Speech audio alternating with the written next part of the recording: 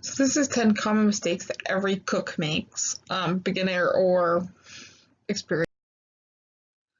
So whether you're just learning how to cook or you've been doing it for years, it's inevitable that you'll make your fair share of mistakes in the kitchen. Yes, even good cooks and seasoned pros make mistakes. It happens when we're in a bit of a rush and feeling a bit lazy or simply new to the kitchen. Could you be making cooking mistakes? Become a better cook by knowing how to avoid some of the most common errors and learn what you should be doing in the kitchen. So number one, not reading the entire recipe before you start cooking. I get it, you're excited to get cooking, so you dive right in. Read and following the recipe as you go. The problem is that some recipes aren't written in correct order, and there's nothing worse than getting halfway through a recipe and realizing I'm missing a few ingredients. So follow this tip. Before you do anything, your first order of business should always be reading the recipe all the way through.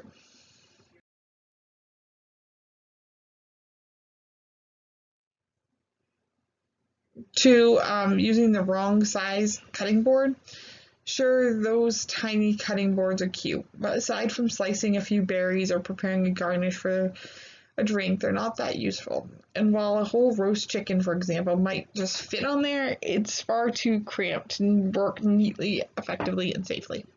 So follow this tip. Give yourself plenty of room to work, and make sure your cutting board is big enough for the job at hand.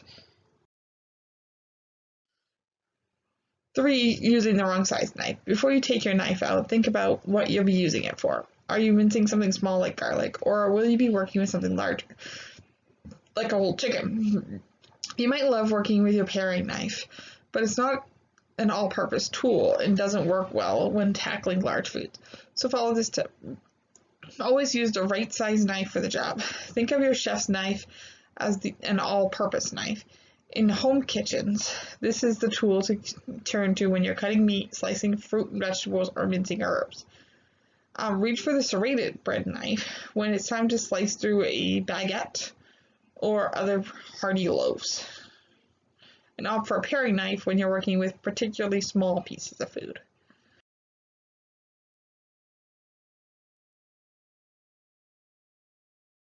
For allowing yourself to work with a messy workplace, not only will you end up working less organized and less efficiently when you have a messy workspace, but this puts you at risk for cross-contamination with your food.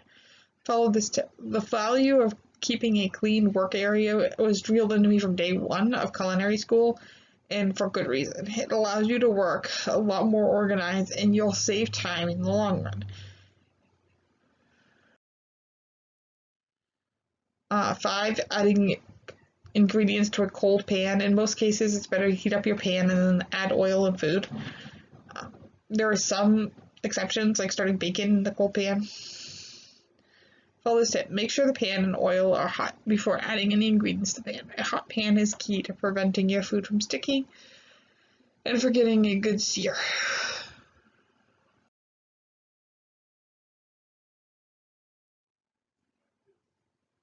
6, cooking meat straight from the refrigerator. It doesn't matter if you're cooking beef, pork, chicken, or fish, it should never go straight from the fridge to a hot grill. Follow this tip. Take meat and fish out of the refrigerator and let it sit at room temperature for about 15 to 20 minutes. Bringing the protein to room temperature will allow it to cook more evenly. Okay, so number 7, not seasoning food as you cook. Forgetting to season your food as you cook will leave you with a dish that's tasteless, dull, and unbalanced. It's a huge disservice to a meal that could have been otherwise really delicious. So follow this tip. Seasoning works to bring out the natural flavors of all the ingredients in a dish. It needs to happen early rather than at the end. It rounds flavors out, brings them together, and transforms the dish from bland to flavorful. 8, overcrowding the pan. When you squeeze too much into a pan, not only does the temperature lower, but there's too much moisture, which results in the food getting steamed instead of seared. This also results in uneven cooking. Use the right size pan for the amount of food you're cooking. When you're cooking meat, make sure none of the pieces are touching. There should be space between the pieces. Consider using a larger pan, 2 small pans, or if necessary, work in batches.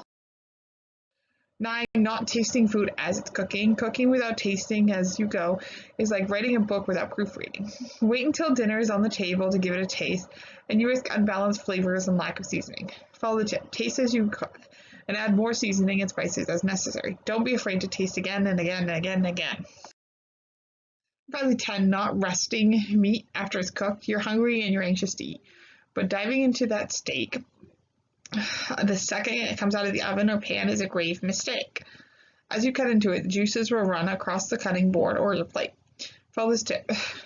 Whether you're taking meat off the stove or grill or out of the oven, let it sit at room temperature for at least 5 minutes so the juices have time to redistribute throughout the meat, rather than seeing those juices spill across the cutting board. Your patience will be rewarded with a juicier, more delicious cut of meat. If you're worried about meat getting cold, loosely tent it with a piece of tin foil. So what are your best cooking tips and advice? Thank you for listening.